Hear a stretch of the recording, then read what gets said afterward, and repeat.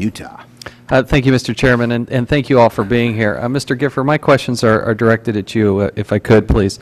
Sir, did you at any time feel pressure from the federal government to complete this transaction? Yes or no? It's hard to quibble with words, sir. I felt, again, getting it from the CEO, that the government was very desirous of us completing the transaction. But and then you also said, I think if I heard you earlier in your testimony, quote, in a perfect world, it would have been better to walk away, end quote. Why? What was the pressure that was creating this imperfect world that led you to come to a conclusion? Because we had a contract to buy Merrill Lynch. But you could have stepped out of, right? No, with due respect, sir, a material adverse change clause is not straightforward.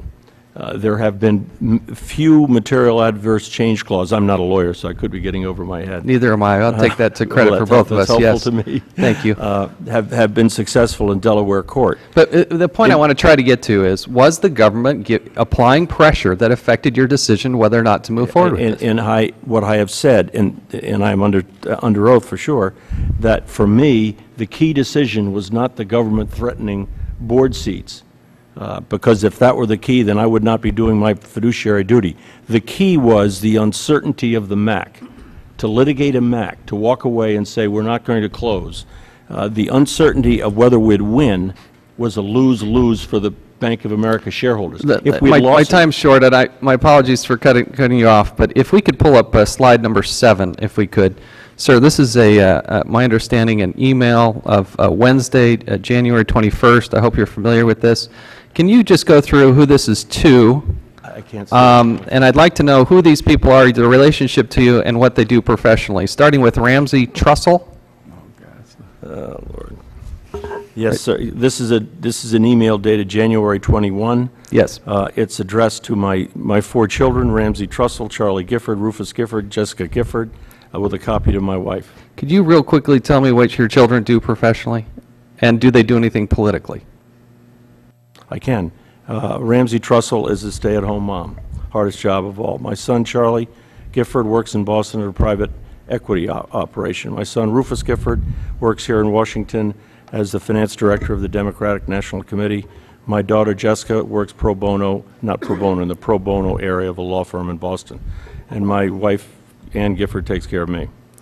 And now, in this email that you sent out, it said, I'm going down to point number 3, which is midway through the first page. If we can pull that up, I believe part of it's highlighted.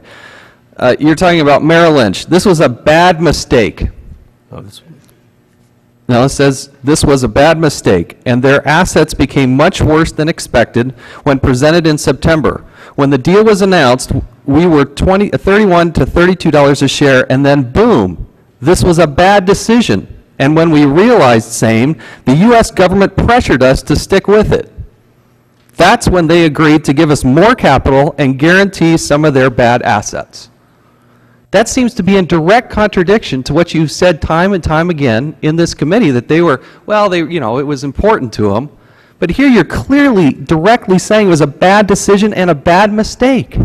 Why? Who are you lying to? Which is accurate and which is inaccurate?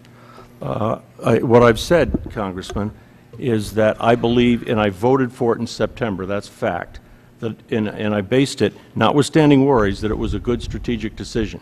What happened since then, as we all know, the markets went fluey. And to the point where... But you see the challenge... Please, if you're going to ask me the question, I've got to continue, sir. I realize you have 5 minutes. Is that it got so bad in December that we tried to figure out a way that to exit the transaction. It was within that context that the fact that we'd eliminated our dividend, Merrill Lynch had lost $21 billion, in this period of time when the day was the darkest, and I'm expressing to my children what's going on with the security of Bank of America, that's what it was. I'm just confused by the inconsistency of your the way you characterize the decision, because in what was at the time, I'm sure, seemingly private, to your wife and your children, you're saying it was a bad decision, it was a bad mistake, essentially that we shouldn't have done it, and yet publicly you're putting a real good face on it. Let me go to the end of this paragraph, this end of this email. What do I worry about? A serious 12% plus unemployment number that is prolonged, or really stupid politicians, or extended panic in markets? I don't think that will happen, ... There is some stuff I'm not saying vis-a-vis some of our management decisions. We'll do that in person. In the meantime, I'm sleeping fine, and so should you. What is it that you told them in person that you're not, that you haven't disclosed here today about the management decisions that would be pertinent to this decision? Congressman, I have no idea what I told them in person.